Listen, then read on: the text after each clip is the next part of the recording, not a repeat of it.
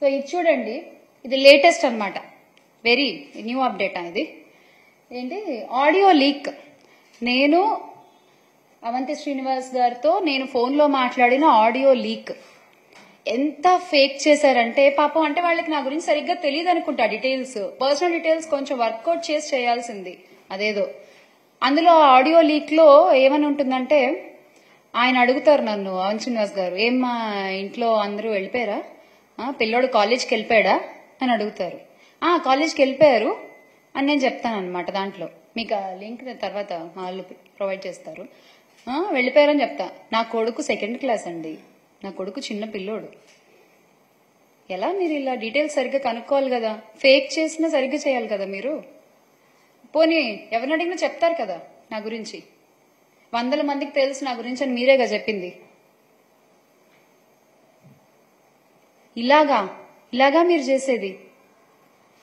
మళ్ళీ ఏమన్నా అంటే మేము మహిళలకు అంత గౌరవం ఇస్తాం, ఇంత గౌరవం ఇస్తాం అని చెప్పుకుంటారు. ఇదేనా మీరు ఇచ్చే గౌరవం? అనిత గారు చెప్పండి, మీరు కూడా ఒక మహిళే కదా, ఇదేనా అండి ఒక మహిళని మీరు ట్రీట్ చేసే విధానం? ఇంకొక స్లైడ్ ఉంటుంది చూడండి, అగో వైఎస్ఆర్సీపీ అదేంటది, glory to NCBN. What is your glory? Chandrababu Naidu గారు, వాట్ ఈజ్ యువర్ గ్లోరీ? అంటే ఇక్కడ నేను ఎప్పుడో డాన్స్ చేస్తూ చేసిన ఒక రీల్ ని పెట్టి యువజన శృంగార రసిక పార్టీ అంట. అసలు అంటే ఇంకా మరి సినిమాల్లోంచి వచ్చిన వాళ్ళు రాజకీయాల్లోకి రాకూడదా ఏంటి? నాకు అర్థం కాదు, చెప్పండి.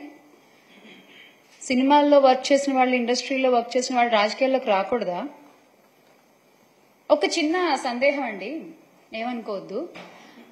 తెలుగుదేశం పార్టీని స్థాపించిన గౌరవనీయులు స్వర్గీయ ఎన్టీ రామారావు గారు, ఆయన ఎవరండి? ఆయన ఇండస్ట్రీ పర్సనేగా, ఆయన ఒక నటుడేగా ముందు. ప్రజారాజ్యాన్ని స్థాపించిన చిరంజీవి గారు, ఆయన ఎవరండి?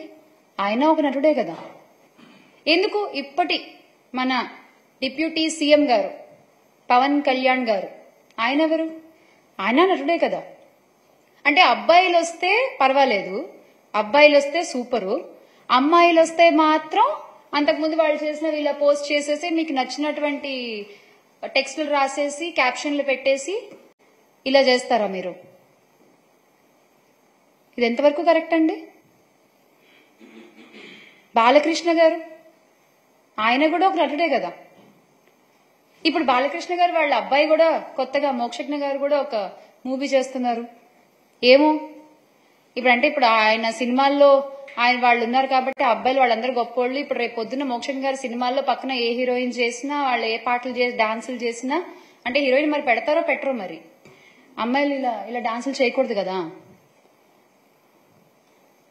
ఏంటండి అసలు? మీ పార్టీలోనే ఇంతకు ముందు జయసుధ గారు ఉన్నారు, జయప్రద గారు ఉన్నారు, కవిత గారు ఉన్నారు. అంటే వీళ్ళందరి వ్యక్తిత్వాల గురించి మీరేం చెప్పాలనుకుంటున్నారు? ఓహోహో, వాళ్ళు మీ పార్టీ వాళ్ళు కదా. Okay okay okay. సో మీ పార్టీలో ఉంటే ఓకే. మహిళలు, ఇండస్ట్రీ నుంచి వచ్చిన వాళ్ళు మీకు నచ్చని మీ వ్యతిరేక పార్టీలో ఉంటే మాత్రం వాళ్ళకి వ్యక్తిత్వాలు ఉండవు. వాళ్ళ వ్యక్తిత్వాల గురించి మనం ఏదైనా మాట్లాడేస్తాం, వాళ్ళ మీద మనం ఎంత అభాండాలైనా వేసేస్తాము, ఎంతైనా ట్రోల్ చేసేస్తాం. అంతేనా మీరు చెప్పదలుచుకున్నది? చూడండి ఆ ట్రోల్స్. అసలు ఎక్కడెక్కడ వెతికి ఆగు నైట్.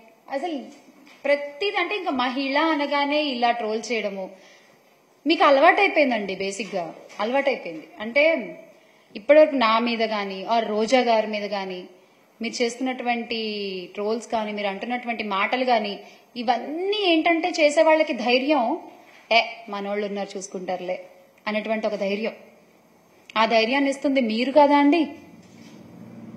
ఆ ధైర్యాన్ని ఇస్తుంది మీరు కాదా అని అడుగుతున్నాను నేను. ఇలా ట్రోల్స్ చేసే వాళ్ళకైనా, ఇలా సైబర్ క్రైములు చేసే వాళ్ళకైనా, లేదా మహిళల మీద, బాలికల మీద, చిన్నారుల మీద ఇలా అత్యాచారాలు, అఘాయిత్యాలు చేసే వాళ్ళకైనా, హత్యలు చేసే వాళ్ళకైనా ధైర్యాలు ఇస్తోంది మీరు కాదా? మొట్టమొదటిసారి ఒక్కళ్ళు తప్పు చేయగానే ఇమీడియట్ గా యాక్షన్ తీసుకుంటే రెండో తప్పు జరగదు కదా. మీరు ఎందుకు తీసుకోవట్లేదు? అంటే మీ పార్టీ నాయకులు అందులో ఇన్వాల్వ్ అయి ఉన్నారనా? దీనికి ఖచ్చితంగా సమాధానం చెప్పాలండి. కూటమి ప్రభుత్వం దీనికి ఖచ్చితంగా సమాధానం చెప్పాలి. మీరు అధికారంలోకి వచ్చింది ఎందుకు? మహిళల్ని కాపాడాల్సిన బాధ్యత మీ మీద లేదా? చిన్నపిల్లల్ని కాపాడాల్సిన బాధ్యత మీ మీద లేదా? ఇలాంటి రాబందులు క్రూరముగాల నుంచి కాపాడే ధర్మం మీది కాదా? చెప్పండి. ఇంత దారుణంగా సైబర్ క్రైములకు దిగుతున్నారు అంటే ఈ రాబందులంతా, చిన్న పిల్లల మీద దూకుతున్నారంటే వీళ్ళంతా, ఈ కామాంధులంతా, వాళ్ల వెన్నుల్లో వణుకు పుట్టించే బాధ్యత మీది కాదా? దీనికి ఏం సమాధానం చెప్తారో చెప్పాలి నాకు. I will be waiting. విచిత్రమైన విషయం ఏంటంటే, మహిళల రక్షణ, శాంతి భద్రతల అంశాల మీద దృష్టి పెట్టాల్సిన పోలీసులు ఇప్పుడు ఎలా అయిపోయారంటే, వచ్చే రాజకీయ విమర్శలన్నింటినీ కూడా వాళ్ల బాధ్యతగా తీసుకుంటున్నారు పాపం వాళ్ళు. ఎస్, ఎవరెవరైతే ప్రస్తుతం మీరు చూడొచ్చు, ప్రస్తుతం ప్రభుత్వం మీద ఎవరైతే ఒక విమర్శ చేస్తారో అది చచ్చా ప్రభుత్వ బాధ్యత కాదు, అది మా బాధ్యత. దానికోసం పనిచేస్తున్నారు పోలీస్ వ్యవస్థ అంతా. ఇప్పుడు చూడండి, ఆంధ్రప్రదేశ్ పోలీస్ ఇక్కడ కూడా మీరు చూడొచ్చు. AP police Twitter handle TDP Twitter handle గా ఎప్పుడు మారిపోయిందో నాకు తెలియదు. మరి ఇసుక సిండికేట్ గురించి ప్రశ్నిస్తే చర్యలు తప్పవని హెచ్చరిస్తారు. రాజకీయ విమర్శలకు పోలీసులకు అసలు ఏంటండి సంబంధం? ఎందుకు రాజకీయాలకు పోలీస్ శాఖ వేదిక అవుతోంది? ఎందుకు? వై? రాష్ట్రానికి 14 లక్షల కోట్లు అప్పు ఉంది అని చంద్రబాబు నాయుడు గారు చెప్పారు. ఇప్పటి వరకు ఒక్క ఆధారాన్ని కూడా ఆయన చూపలేకపోయారు. మరి ఆయన మీద ఏం చర్య తీసుకుంటారు? 30,000 మంది అమ్మాయిలు మిస్సింగ్, 30,000 మంది అమ్మాయిలు మిస్సింగ్. అసలు నేను అధికారంలోకి రాగానే నేను అందరినీ తీసుకొచ్చి నిలబడతాను అని అబద్ధపు ప్రచారాలు చేశారే పవన్ కళ్యాణ్ గారు. మరి ఆయన మీద మీరు ఏం చర్యలు తీసుకుంటారు? పోలీస్ వ్యవస్థ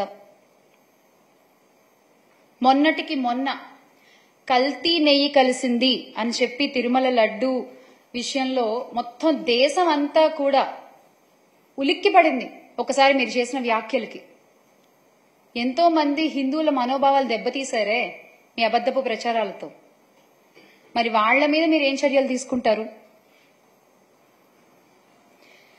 ఈ కామెంట్ల ఆధారంగా సోషల్ మీడియాలో విస్తృత ప్రచారాలు, అబద్ధ ప్రచారాలు చేస్తున్న ప్రతి ఒక్కళ్ల మీద మీరేం చర్యలు తీసుకుంటారు? నా మీదనే ఇంత నీచ కామెంట్లు, ఇంత అబద్ధ ప్రచారాలు చేస్తున్న వాళ్ళ మీద మీరు ఏం చర్యలు తీసుకుంటారు? చెప్పండి, తెలియాలి నాకు. అంటే మీరు అనుకుంటూ ఉండొచ్చు, కొంచెం వీళ్ళని ఇబ్బంది పెడితే, కొంచెం నొక్కి పెడితే ఏముంది, భయపడి వెళ్ళిపోతారులే అని మీరు అనుకుంటుండొచ్చు. మీరు మమ్మల్ని ఎంత మానసికంగా దెబ్బతీయాలి అనుకున్నా మేము వెనక్కి తగ్గం. చేశారు, మీకు చేతనైనంత చేశారు. ఇండస్ట్రీలో ఒక పని లేకుండా చేశారు, పర్వాలేదు, నిలబడి తట్టుకునే శక్తి నాకుంది. ఇలా ట్రోల్స్ చేస్తారా, ఇలా భయపడతారా, అడ్డుకునే ధైర్యం నాకుంది, నిలబడి పోరాడే ధైర్యం మాకుంది. మా పార్టీలో ఉన్న మహిళా నేతలపై మీరు ఎంత అసభ్యకరంగా మాట్లాడినా, మమ్మల్ని ఎంత కృంగదీయాలని చూసినా వెనకడుగు వేసే ప్రసక్తి లేదు.